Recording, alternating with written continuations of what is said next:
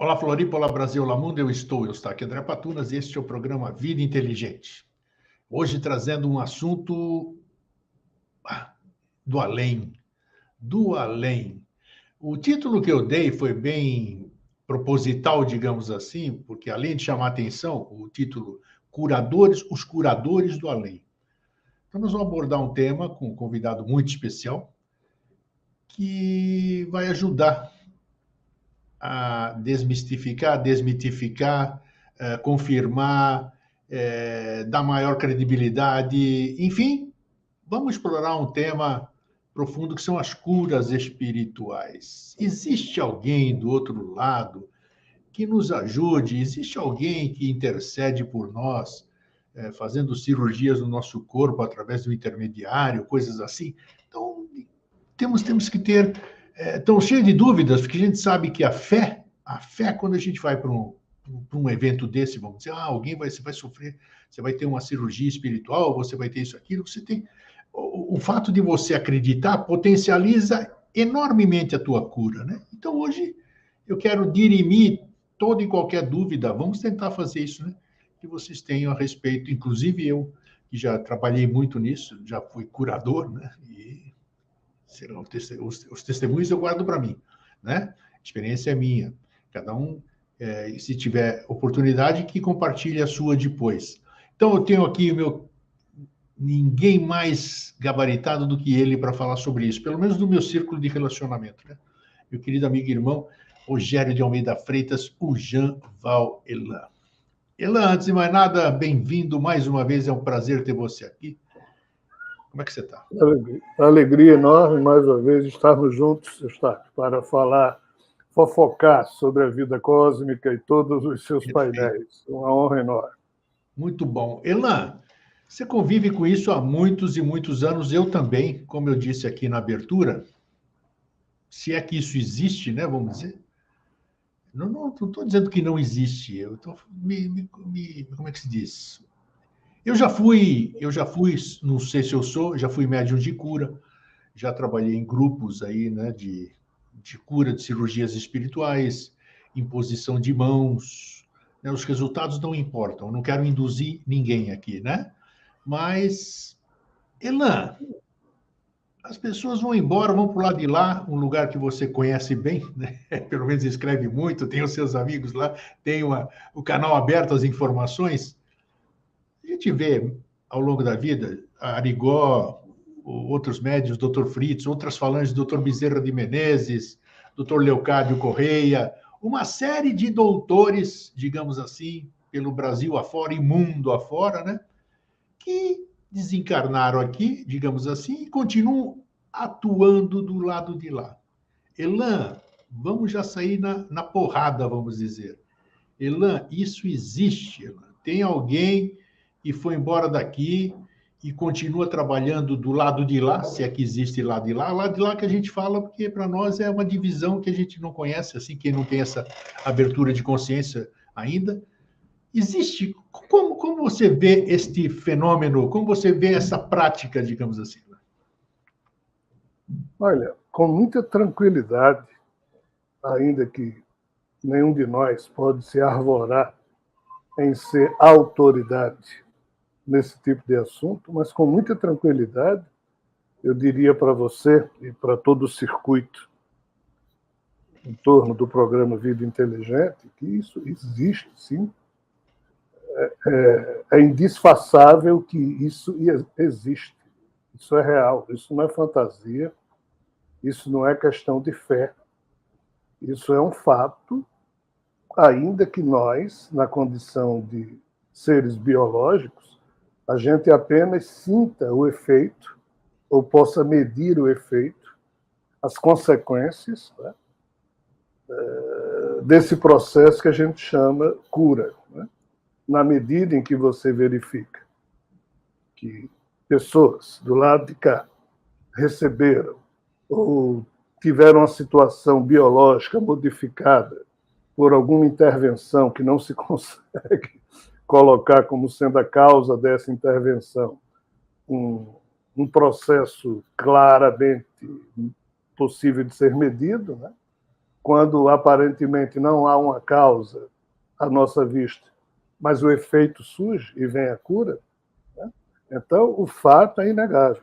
O que a gente pode discutir é, não, mas será que isso realmente é espírito? Aí entra um pouco questão de conhecimento mais profundo. Einstein tem uma frase que diz assim: tudo aquilo que o ser humano ignora não faz parte do seu saber. Para ele não existe. Sim. Assim, o seu universo se resume ao tamanho do que o ser humano pode conhecer, pode saber. Então, o saber da gente é muito estabelecido no ato material, que a gente pode medir, saber que aquilo está acontecendo. Naquilo que não está manifesto para a gente, que é o lado espiritual, né, a gente não tem um saber com muita segurança. Aí alguém pode dizer, não, isso só vai pela fé. O pior é que não é. Existe um saber espiritual que não pode ser confundido com a fé, com a crença, com a vontade, né? Mas há um saber espiritual, usando ainda, me ancorando na frase de Einstein, que é possível a gente conhecer, sim, o modo como espíritos desencarnados e outros seres que se situam além das fronteiras da vida física atuam nesse mistério que a gente chama de propiciar cura, propiciar algum tipo de ajuda, algum tipo de apoio a nós humanos que sofremos. Né? Sim. Então, assim, isso é tremendamente real, sim. Porém, as faces que esse tipo de procedimento podem assumir são diversas. Então, você muito bem falou, há equipes, equipes espirituais, tipo de Bezerra de Menezes, que atuam de um modo. Né? Existem outras equipes que atuam e nem nome tem, a gente nem sabe quem são os espíritos. Tá?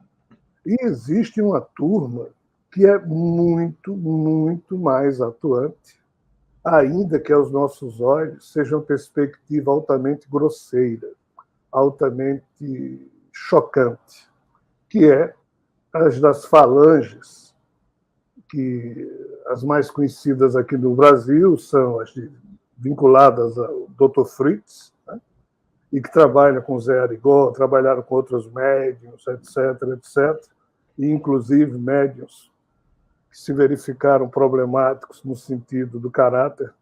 Né? Sim. Todos nós temos nossas fragilidades, mas na hora em que você usa desse tipo de expediente para abusar de pessoas é complicado, realmente, mas não vou entrar no mérito nada disso. Mas aqui tem um detalhe. Meu pai, nessa vida, ele se foi aos 27 anos, ele era médico, eu tinha 3 anos na época, então não tenho recordação biológica dele, vamos assim dizer. Mas ele era médico e, pelo que os colegas dele sempre falaram, era alguém realmente muito aplicado, tudo dele era primeiro lugar, formou-se em primeiro lugar, passou no vestibular de medicina em primeiro lugar e por aí vai. Ele desencarnou muito cedo, aos 27 anos. E tempos depois, já uns 20 anos depois de seu desencarne, eu estou conversando com um primo de segundo, terceiro grau do meu pai. Casualmente eu me encontrei com ele aqui em Natal, a gente conversando, né? E esse meu primo me contou um fato interessante, que no ano anterior ele tinha um amigo dele, lá de uma cidade aqui chamada Mossoró, uma cidade aqui do Rio Grande do Norte. Conheço.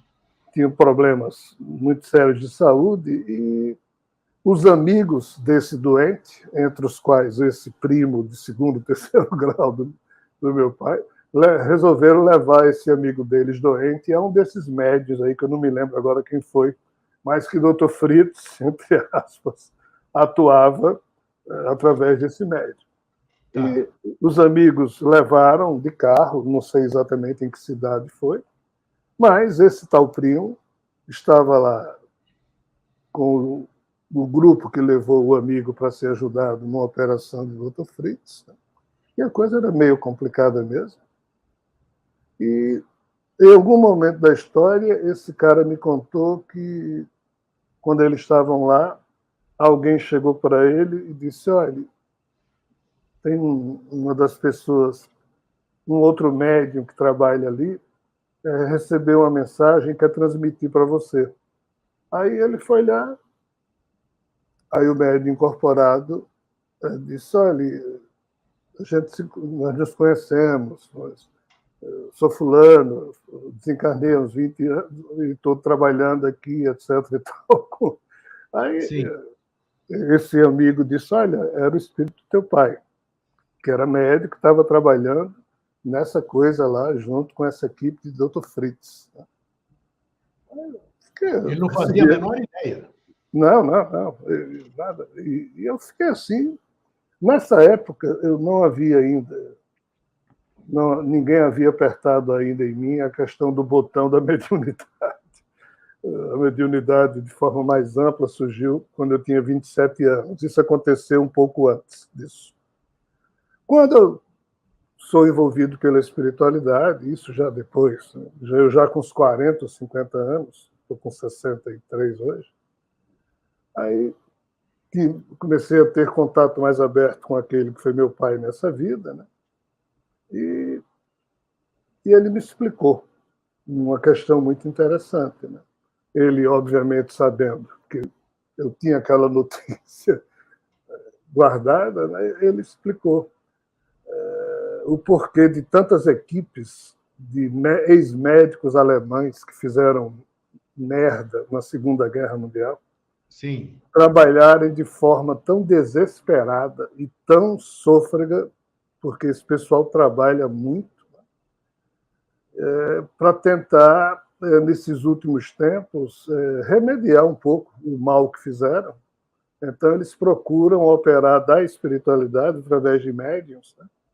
E fazer o máximo de bem que podem. É até uma coisa meio egoísta, no sentido de que o que eles querem mesmo é, vamos assim dizer, acalmar a consciência deles. Tá?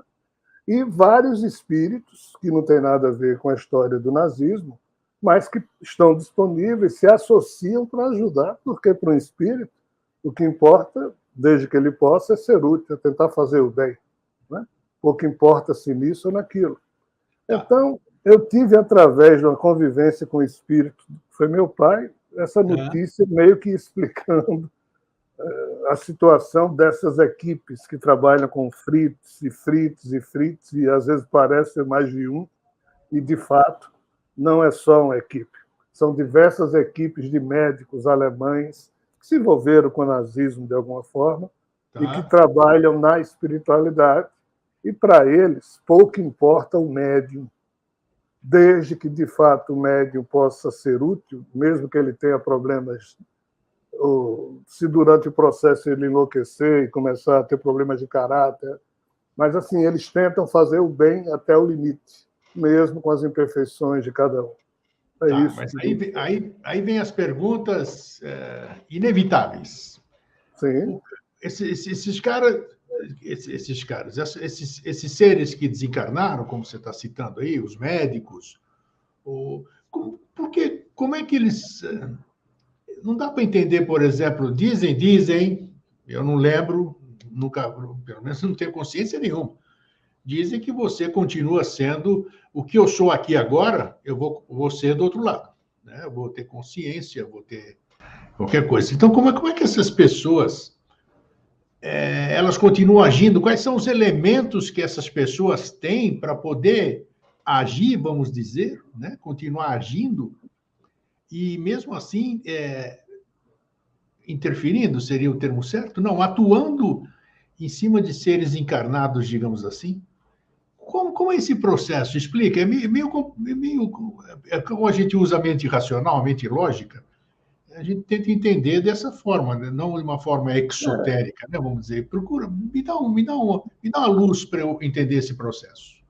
Tudo se resume à questão do conectoma pessoal. O que é um conectoma pessoal? Eu vou aqui extrapolar o uso o próprio academicismo faz desse termo, e Tá. quem se interessar em se aprofundar no assunto, existe um livro muito interessante chamado A Física da Alma, A física da alma. de Amit Goswami, um doutor hindu em física quântica, mas Ok. pouco importa. O conectoma de um ser humano seria mais ou menos o fato de que dentro do nosso crânio tem cerca de 100 bilhões de neurônios. Ok. Cada neurônio desse tem axônio, tem milhares de dendritos. Em média, um neurônio desse se liga a outros 7 mil neurônios, dentro dos 100 bilhões de neurônios que temos na cabeça da gente.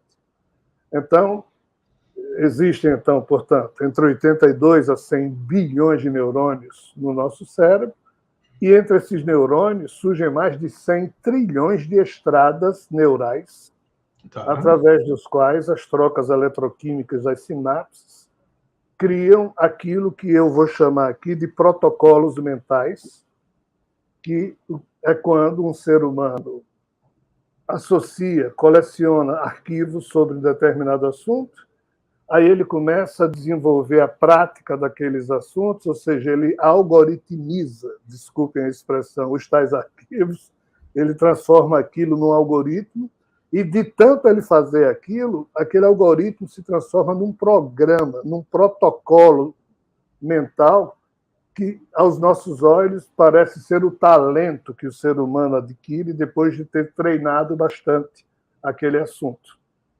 Então, se você, durante a vida inteira, jogou bola, foi um excelente jogador de futebol, os protocolos mentais que movimentam o cérebro, o músculo, o modo como o pé bate na bola, isso tudo, o conectoma da pessoa coleciona. Como O termo é conectoma. Como é que é? Isso, conectoma. Tá. É o que eu estou usando aqui. Tá. Se você foi músico, se você foi médico, ou seja, os protocolos mentais daquela atividade sua, os protocolos operacionais, são apropriados pelo espírito. E quando esse corpo morre e a consciência espiritual permanece, o eu da gente funcionando ininterruptamente, só que não mais num corpo biológico, esses talentos, esses protocolos vão estar disponíveis. Claro que na espiritualidade você não vai jogar bola, você não vai jogar futebol. Sim, nem é Mas possível. em sendo outros talentos, eles estão lá disponíveis também. Então, no caso da medicina, o conhecimento do corpo biológico humano, né, de como proceder, de quem foi médico aqui, permanece na consciência espiritual, e o conectoma desse espírito tem que ter uma ressonância com o conectoma do médio encarnado. Tá. Do médium, ok. Para poder usar, e ainda tem o jogo de produção ectoplasmática que esse médium e outros médiums ao redor do médium curador ou do médium que recebe a incorporação do espírito Chamamos e usualmente mecanicamente de corrente, né? Corrente. isso, corrente. Então, tudo isso conta, mas tem que haver essa capacidade. Não é qualquer espírito que consegue realizar tarefas desse porte. Sim. Não é qualquer médium curador que pode ser usado para tarefas desse porte via essas equipes alemãs. Porém, quando é uma equipe de médicos chineses, cujos conectomas estão vinculados a conhecimentos ancestrais da medicina antiga na China, ou mesmo outros médicos hindus, com a questão da Ayurveda, aí o tipo de médium que esses espíritos precisam para tentar ajudar aos encarnados já é um médium mais suave do que esses médiums que são usados para operações, intervenções mais grosseiras da matéria. Aí já é uma coisa mais mental, uma coisa mais energética. E isso acontece, e esse aqui é a maioria. A maioria das curas que existem são equipes de médicos, aí não tem nada a ver com o Dr. Fritz, é tipo a moda Bezerra de Menezes, ou tipo a moda equipes espirituais orientais, que a gente não sabe nem o nome, né? Eu sei de alguns, mas ninguém aqui na Terra conhece. E eles trabalham discretamente, nem aparecem, certo? Em reuniões espíritas, em reuniões de umbanda, em reuniões, às vezes em missa eles trabalham, aonde existir boa vontade, aonde existir elementos fluidos, ectoplasma, que permitam esse tipo de ação, eles usam um médium. Às vezes você vai no avião, Eustáquio, e pega no sono, e se você tiver fluxo neural que permita produzir, através da exalação, ectoplasma passivo de ser transformado em bálsamo de cura, os espíritos dentro do avião, às vezes, operam a pessoa que está ali do seu lado no avião, usando o seu ectoplasma, e a gente não sabe. Alguns médios sabem, outros desconfiam, mas alguns não sabem. Né? Você acabou de... Você está falando do ectoplasma, né? Ectoplasma que as pessoas, quem não sabe, pode acessar, pode pesquisar e ver o que é isso, né? Mas esse é o principal material, vamos dizer assim, é o principal produto da cura que os espíritos utilizam para fazer procedimentos aqui no corpo, no campo físico, ou não? Na média humana mas na arte da expressão da cura, no âmbito da espiritualidade, aí a energia kundalínica deles não é nossa. É deles, porque a kundalini não pertence ao âmbito biológico, pertence ao âmbito espiritual. A kundalini é uma energia muito especial que se situa no âmbito da consciência profunda das individualidades espirituais. Então, essa Kundalini do espírito, né, que é, entre aspas, aquele que está operando como se fosse um médico espiritual, procurando ajudar alguém que está na carne, se associa ao processo ectoplasmático de quem está encarnado. Só tem ectoplasma quem está encarnado. Quem está desencarnado não tem ectoplasma. Sim. Né? E então, essa união aí, tá certo? É que pode permitir a tal ajuda. Jesus, me permita falar assim, um certo dia ia caminhando, vi um cego, não sei exatamente porquê, mas ele parou e decidiu curar aquele cego. O que é que ele fez? Ele olhou para o cego. O fato aqui de olhar para o cego ele leu os 28.869 genes daquele cego, né? Viu onde era o problema que existia. O que é que ele fez? Depois de detectar o problema, ele pegou a areia do solo, cuspiu, amassou a saliva dele com a argila, como se estivesse criando uma pomada. Aí depois ele exalou o seu ar sobre a pomada, a areia e a argila, e transformou aquilo numa pomada milagrosa. Aí pegou a tal pomada, que eu estou aqui falando metaforicamente, que era a argila e a saliva de Jesus, né? E aplicou aquilo no olho do cego e disse: tu estás curado, vai embora, não conta isso para ninguém. Mas o que é que houve aí? O corpo da gente ele é formado por, basicamente, 99,2% do nosso corpo é formado por carbono, enxofre, fósforo, hidrogênio, oxigênio e nitrogênio. Esses são os 6 principais elementos. O 0,8 aqui são vários outros elementos da tabela periódica, mas os principais são esses 6. O que é que Jesus fez? Na hora que Jesus pega a areia, ele está pegando os mesmos elementos químicos.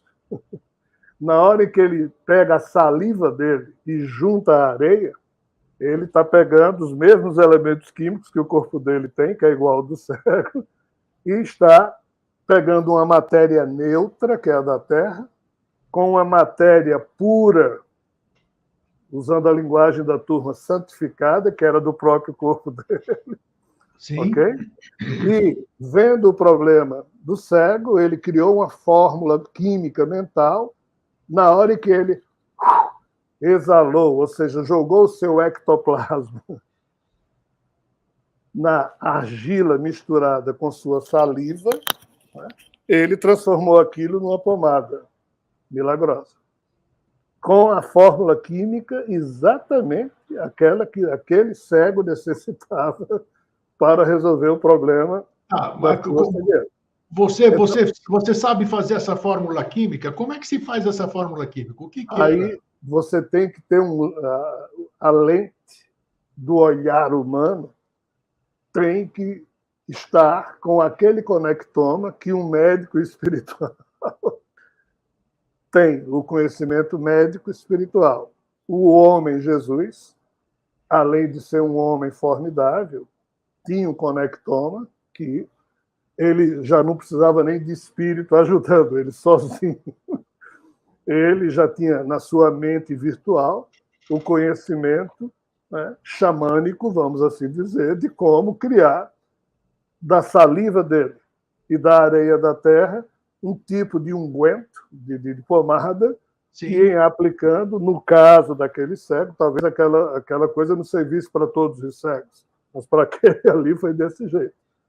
Outras vezes, Jesus curou cego só colocando a mão em cima da pessoa. Perfeito. Tá.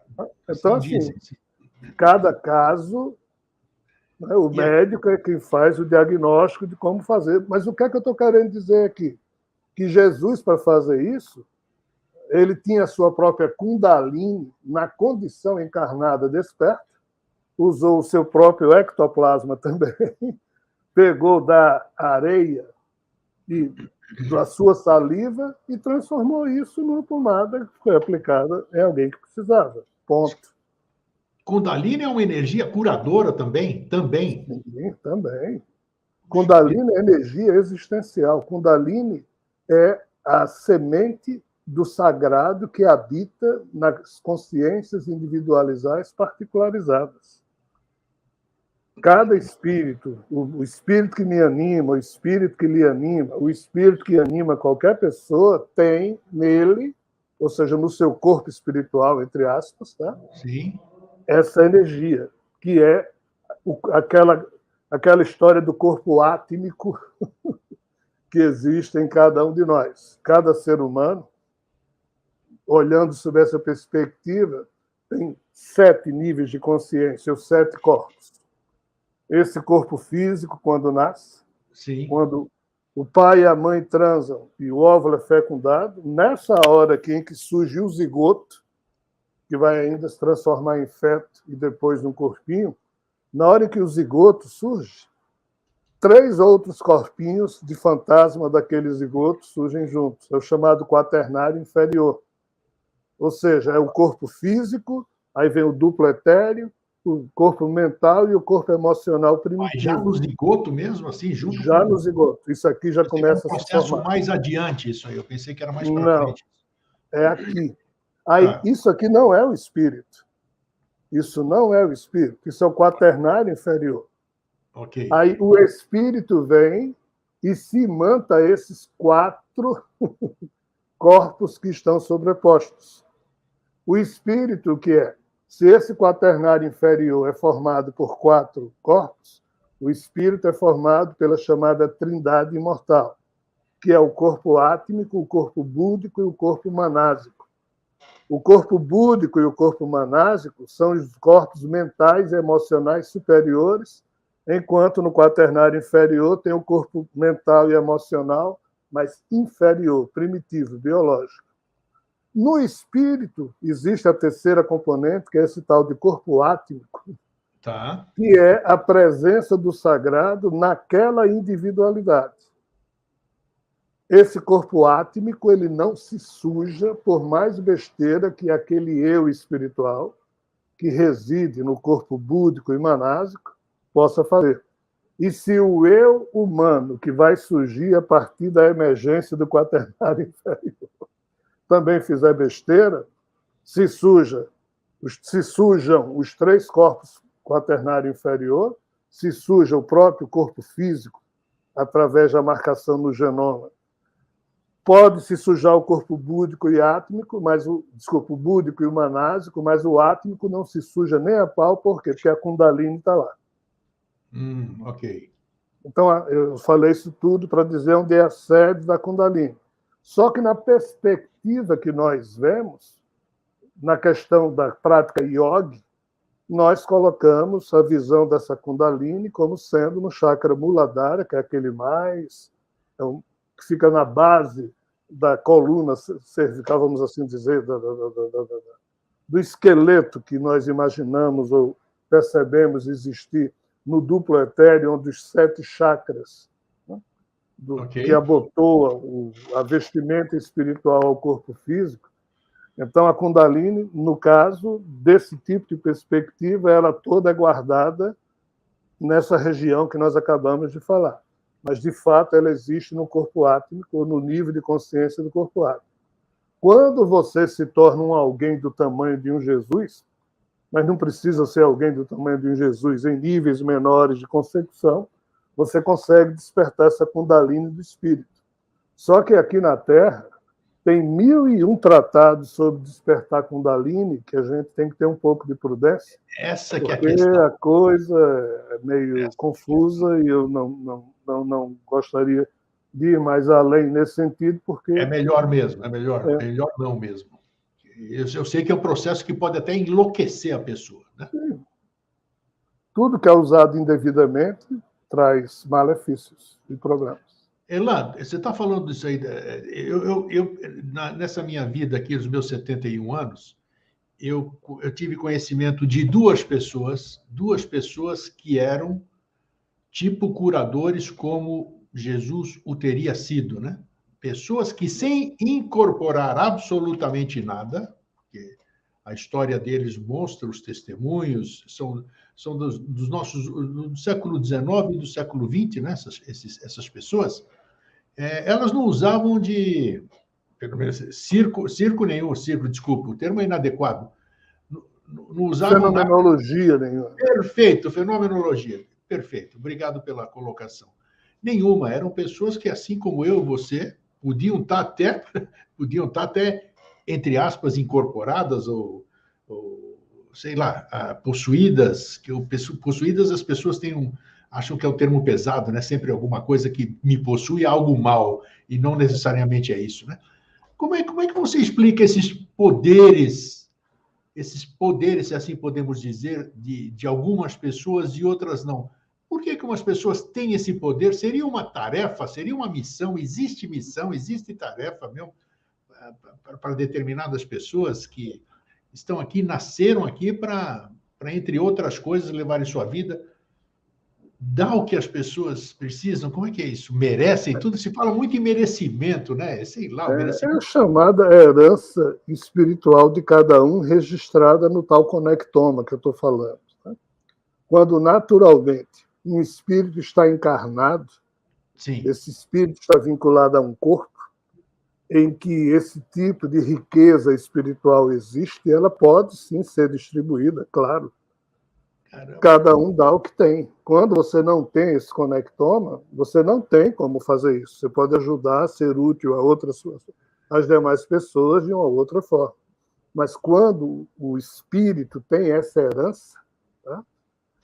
Através do seu ego humano, e esse ego humano às vezes nem sabe bulhufas do que está acontecendo, ele termina sendo o polo de distribuição dessa riqueza que o espírito que nos anima tem.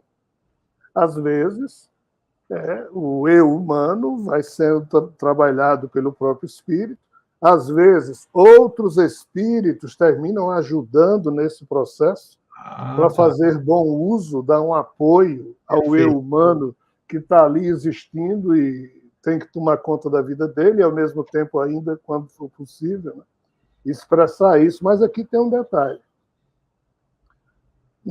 Espiritualmente falando, Sim. Quem recebe se complica, quem dá se enriquece.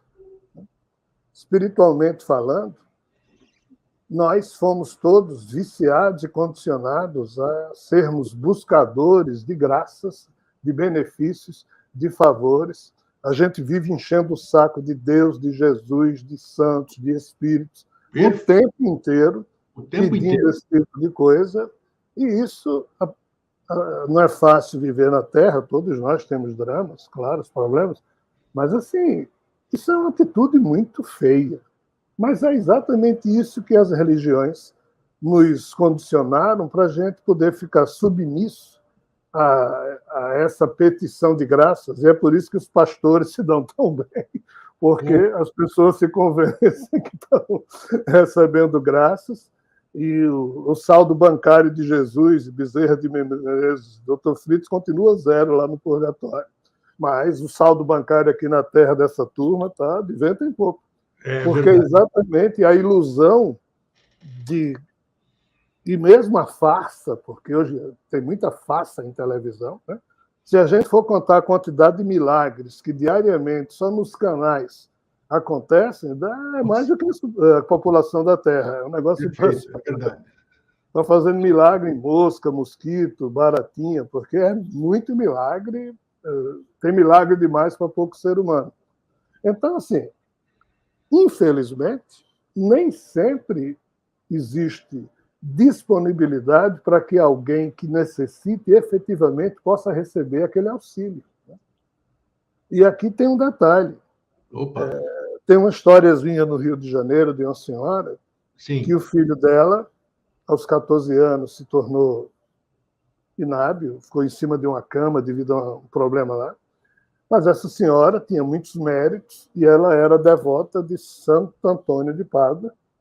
E rezou durante 20 anos para Santo Antônio, mas para encurtar a história, num desses aparentes milagres, que ninguém sabe explicar, o menino voltou a andar. Só que já não era um menino, já era um homem feito. E quando voltou a andar, começou a se viciar em drogas, se tornou um grande traficante de drogas no Rio de Janeiro. Quando a mãe reclamava, ele enchia a mãe de porrada. Os vizinhos vinham ajudar, enchia os vizinhos de porrada. Aí a mãe, um belo dia, chorando, disse: Jesus, me desculpe, eu não percebi que para o meu filho o melhor era ele ser mesmo um aleijado, porque ele se tornou um monstro. Eu não entendi que seu projeto para ele era deixá-lo em cima de uma cama, porque em cima de uma cama ele era uma pessoa doce, não fazia mal a ninguém. E agora virou isso aí: Jesus, aleje meu filho. E Jesus não pôde. Então, assim, qual o pai, qual a mãe que não, que não quer que seu filho... Né? Mas o que eu estou dizendo, aí voltamos à questão da lente. Né? Alguém que pretende curar outro tem que saber se a cura é benéfica ou se não está contrariando problemas kármicos. Então, tem a tal lente que eu falei, que Jesus sabia medir isso, mas nós não sabemos. Então,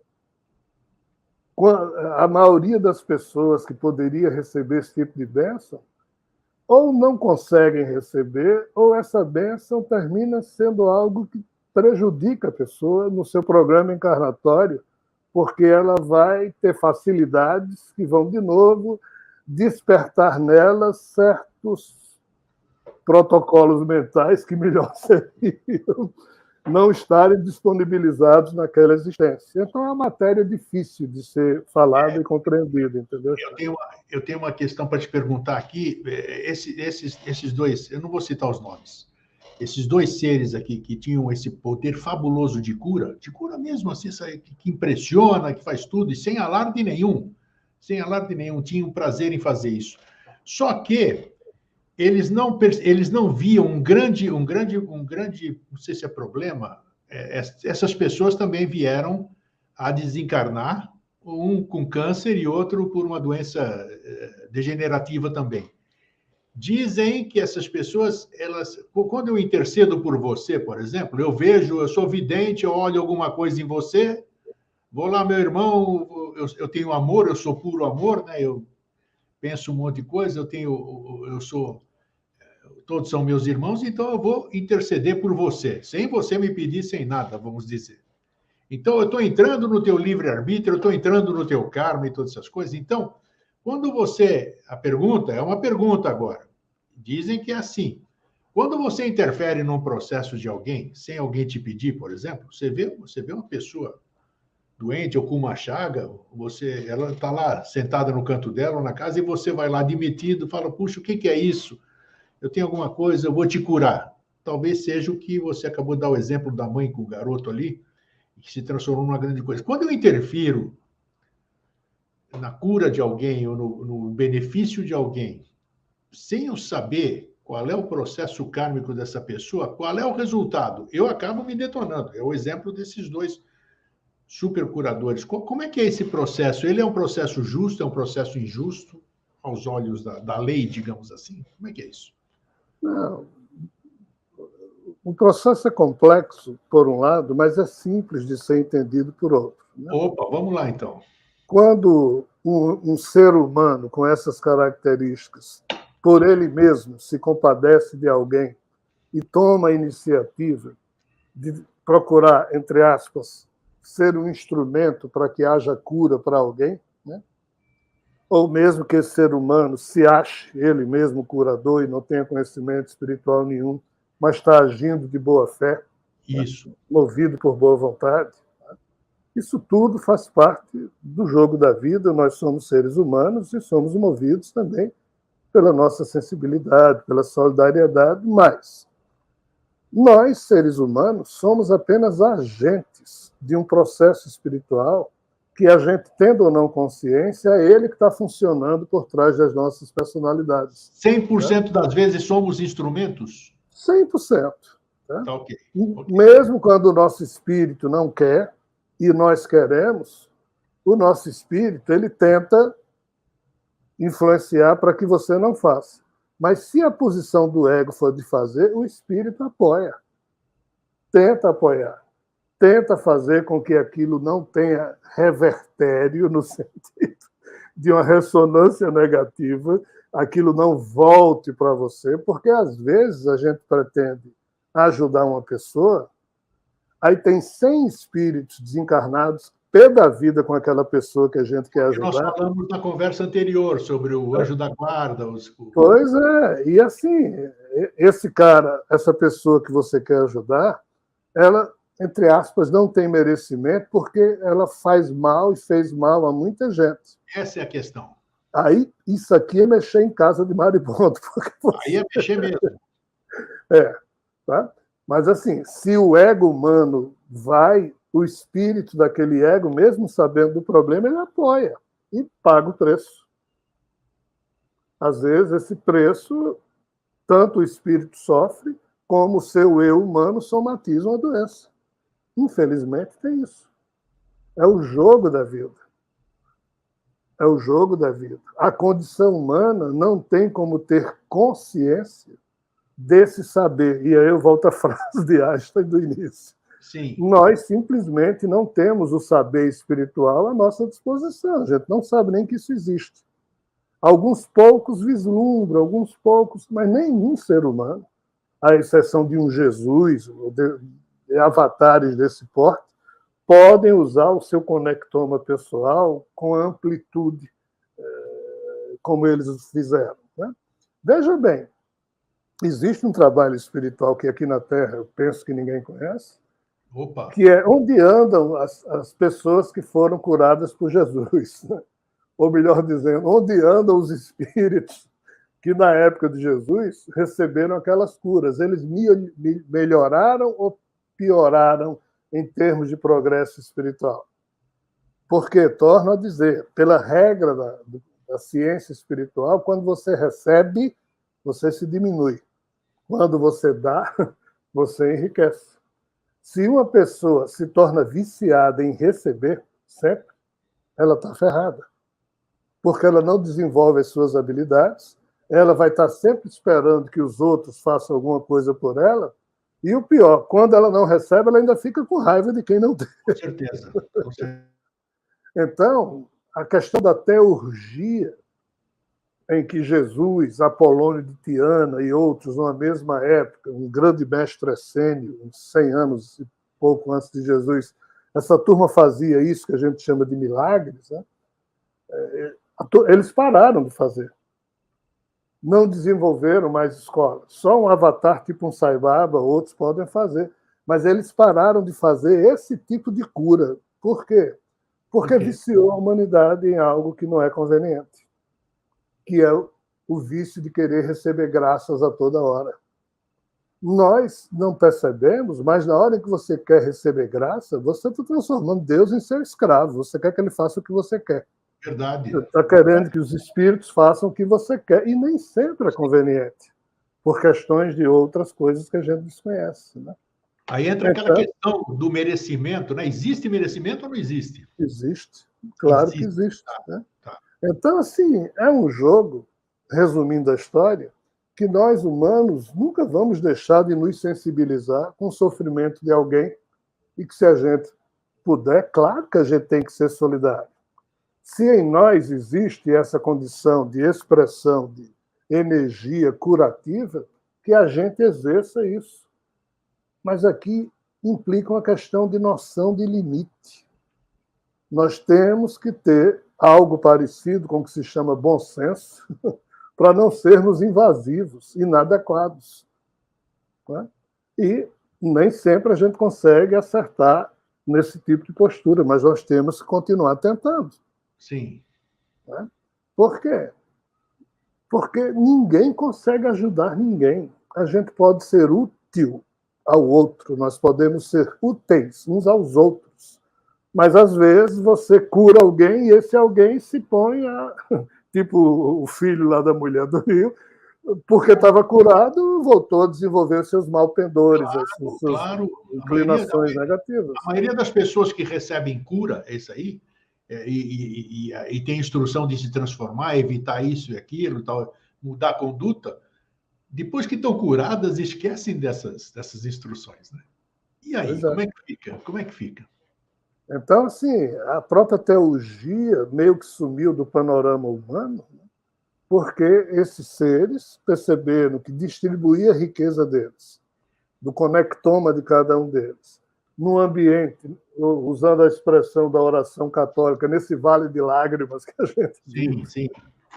Aí é fazer fila, como esses médiuns que recebem o Dr. Fritz terminam tendo filas diárias de pessoas para atender, e eles fazem com todo... Milhares, sabe que é milhares? Alguns envolvem grana, mas a maioria não envolve. É um trabalho de dedicação amorosa, tão altruísta ali, mesmo. Altruísta, uma coisa bela, decente, digna. Né? Sim. Por quê? Porque os espíritos sabem que isso aqui é uma esculhambação, é um vexame. Né?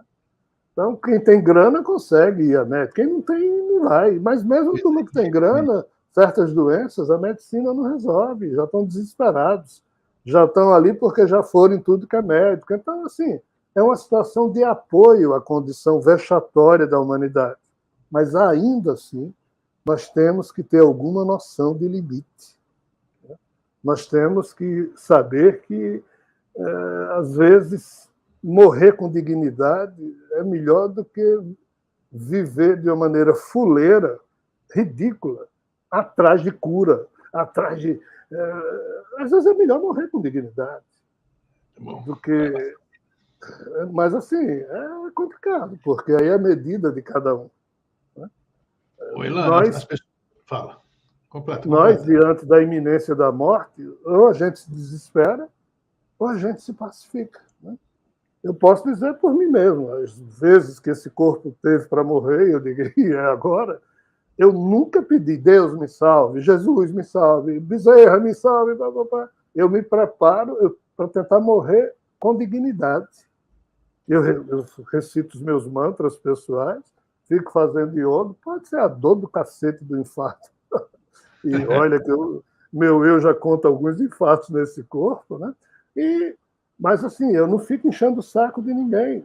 Eu estou dando exemplo com isso? Não, eu estou só dizendo como é que eu tento agir. Pode ser que da próxima vez eu me agarre a Maria, Jesus. Até hoje eu consegui. A gente não sabe, nós somos só seres humanos, nós somos frágeis. Mas eu acho que a nossa postura deve ser, sim, de tentar desenvolver o que o bom senso de cada um determina. Não, eu vou tentar aqui a medicina, claro, temos que tentar. Não, eu vou tentar pedir ajuda aos espíritos, ou procurar um médico. Sim, mas até um certo limite. A partir de um certo limite, a gente também tem que nos preparar para emprestar dignidade ao momento da morte do nosso corpo físico, para que o nosso eu se sinta digno em continuando a existir, e não desesperado porque ninguém recebeu. Ai, ninguém me ajudou, morri, estou lascado, estou ferrado. Entrar desse jeito na espiritualidade é meio desagradável para quem entra. Eu quero te fazer mais uma pergunta. Essa questão das... Fala-se muito na cura espiritual. Na cura espiritual, já participei de algumas questões disso aqui, com videntes no grupo e essas coisas todas. Diz que existe maquinário no mundo espiritual. Vamos chamar assim, vai. É o que a gente tem que falar.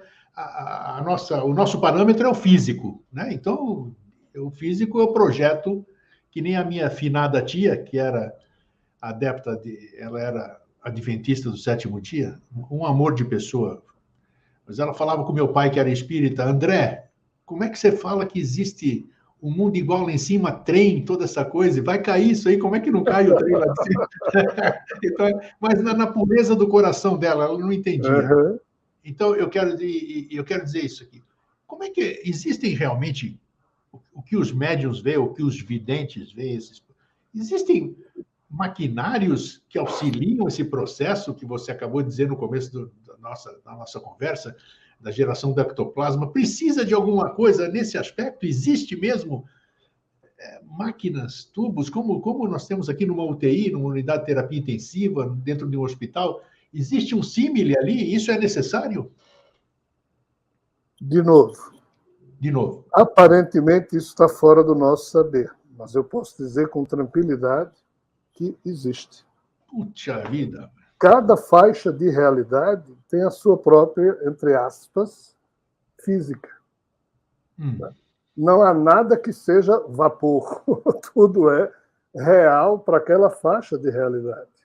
Entendo. Então, qualquer uma das milhões de faixas espirituais envolvidas com a Terra, qualquer uma delas, da mais modesta à mais desenvolvida, tem uma realidade, tem a sua própria noção ou senso de realidade física.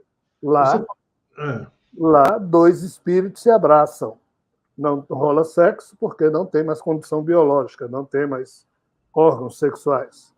Os espíritos, eles se investem da forma humana, mas em algumas questões, se compararmos com os órgãos que o corpo biológico tem, esses órgãos não estão mais presentes no corpo espiritual. Mas a forma perispiritual humana ali está. Sim. E é matéria, um pode apertar a mão do outro.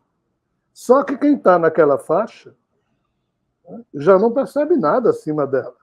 Pode perceber para baixo. Aí, de novo, eu vou usar a metáfora do edifício espiritual, que eu já usei uma vez aqui conversando com você. Se nós estamos aqui, esse meu corpo morre, o meu eu continua a existir ininterruptamente, o que é que acontece com a maioria da humanidade? As pessoas de bem. Tá? Esse eu fica boiando aqui, vê o corpo caído. Em algum momento, se não tiver nada kármico, eu me sinto atraído. Aí meu espírito começa a volitar, mas como eu não tenho consciência de que estou volitando, porque até um minuto atrás eu só fazia andar, como é que agora eu estou voando? Está voando, isso. É porque você está sem corpo físico. Então, seu espírito começa a ser atraído e você se sente, devido a essa atração, como se estivesse entrando num túnel. Eu prefiro usar o exemplo do elevador. Aí você entra no elevador e uma luzinha está acesa, que você acha que está lá no final do túnel, mas aquela luzinha é a luzinha do andar de um edifício espiritual que tem aqui na Terra. Né? Quando a luzinha é para cima, maravilha, mas pode ser para o subsolo também. Aí complica. Então, assim, supondo que seja para cima, aí vai lá, nível 4, aí você sai. Quando você sai, quando você já se vê no nível 4, lá você está pisando num chão, lá existe uma realidade, lá tem algum tipo de tecnologia ou algum tipo de organização social existindo, e você olha para cima, você vê um tipo de firmamento. Só que lá para cima tem um andar 5, 6, 7, e você não está vendo. Mas, se você, estando no andar 4, depois de um certo tempo, você quiser visitar quem está no 3, no 2, no 1, e quem está vivo aqui na Terra, você pode, para baixo, você pode vir, desde que você tenha equilíbrio para visitar essas figuras. Porque muitas vezes a gente sai aqui da Terra e o melhor é não voltar para cá, porque senão a gente vai voltar a sentir os problemas com os nossos familiares, com não sei quem, e a gente não pode fazer muita coisa. Aí só quando você se desapega disso tudo é que espiritualmente você começa a trabalhar, a ser um trabalhador espiritual, agindo aqui no térreo, no primeiro andar, onde tem muitas casas de recuperação espiritual, no segundo, e também no subsolo, nos umbrais, nos infernos, procurando ajudar a turma que está perdida por lá. Então, assim, em cada faixa dessa tem um senso de materialidade específico, tem tecnologia, sim, Eustáquio. Algumas delas têm. E você falou dessas faixas, não vou perguntar quantas faixas são, que eu acho que não existe resposta para isso, mas a última faixa, qual seria? A faixa do... Olha, é no âmbito da erraticidade. Para a gente entender a espiritualidade, nós temos que distinguir a espiritualidade superior da erraticidade, o que é uma coisa e o que é outra. No Livro dos Espíritos é dito que antes desse universo existir, a espiritualidade superior já existia, ou seja, era pré-existente. Okay. Ela é incriada, é como se fosse ela, a espiritualidade superior, e o Deus incognoscível e espíritos superiores que já existiam antes desse universo ser criado. Então, isso aqui já existia. Quando o universo é criado, os mundos começam a se desenvolver e a vida evolui, reptiliana, anfíbia, primata, mamífero, aí os espíritos são criados simples e ignorantes para começar a rodar essa realidade biológica. Esses espíritos, eles não habitam essa pré-espiritualidade existente. Eles começam a habitar novas regiões espirituais que vão se formando em torno dos mundos onde a vida biológica, material, foi existindo. Então, é aqui que começa a se construir esses andares que eu falei desse edifício metafórico. Então, esse edifício, até o seu último andar, indo agora para a sua pergunta, é como se eles tivessem sido construídos na erraticidade, é uma espiritualidade transitória. Quando um dia esse universo acabar, em tese, essa espiritualidade também deve acabar. Opa. Porque só fica a espiritualidade pré-existente, o nível superior espiritual. Do jeito que, quando esse corpo morrer, aqueles 3 corpinhos do quaternário inferior, o duplo etéreo, mental e emocional, também deviam morrer junto com esse corpo para liberar a tríade imortal do nosso espírito. Mas qual é o problema? Se você, na hora que perde esse corpo, na hora de rodar o filme da consciência, os arquivos que estão nesses 3 corpinhos guardados são os arquivos que vão significar ou dar significação ao filme da sua consciência. Se você parar num desses arquivos, se você focar o seu eu já morto naquelas memórias, isso implica dizer que esses corpos não morreram. Aí o corpo físico morre, mas o fantasminha que deveria ter morrido continua a existir. Puxa.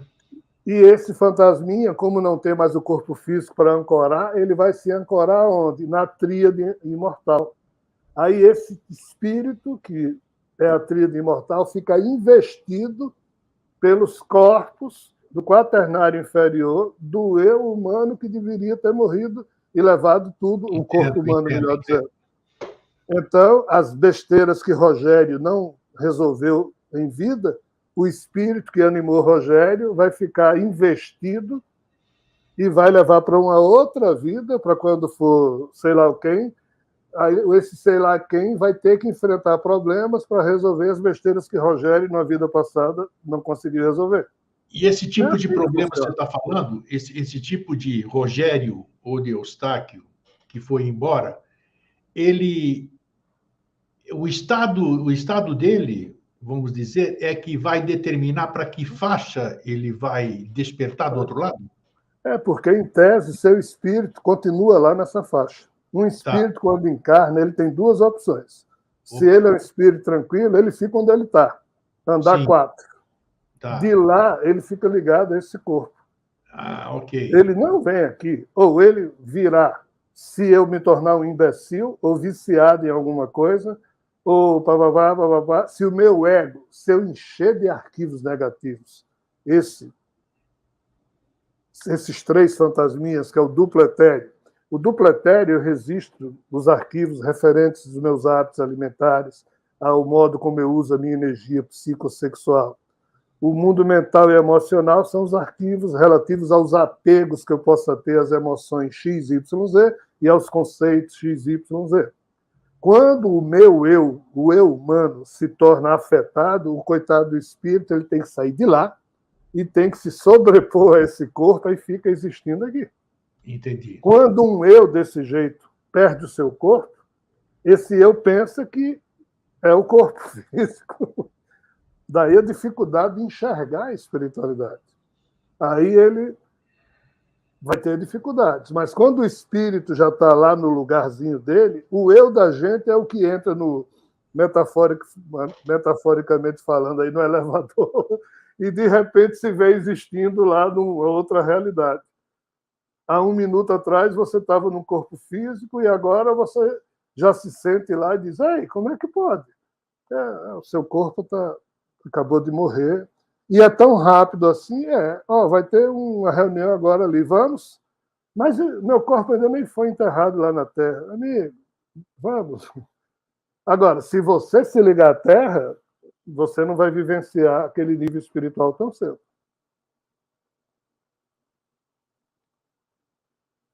Não estou lhe escutando.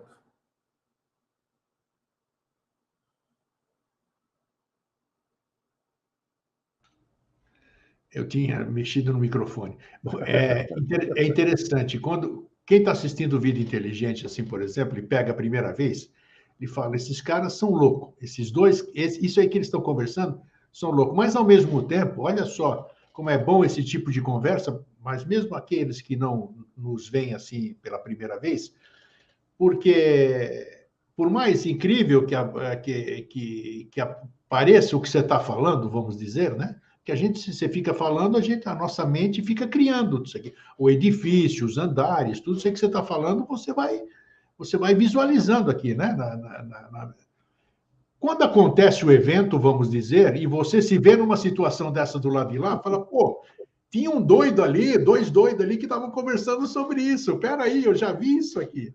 Sabe? Então, por mais incrível que isso possa parecer, é muito bom a gente falar dessas coisas, inacessíveis a princípio para nós, porque o dia que nós a vivenciar em outro plano, né, o espanto vai ser menor. Opa! E o detalhe, Eustáquio, a gente não precisa fazer nada. A gente precisa fazer alguma coisa agora, que é se preparar para morrer e viver bem, eternamente. Porque é uma realidade, a única certeza que nós temos, né? É a gente pacificar o nosso eu, dignificá-lo em torno de algum projeto existencial que tenha princípios e propósitos, e acabou-se.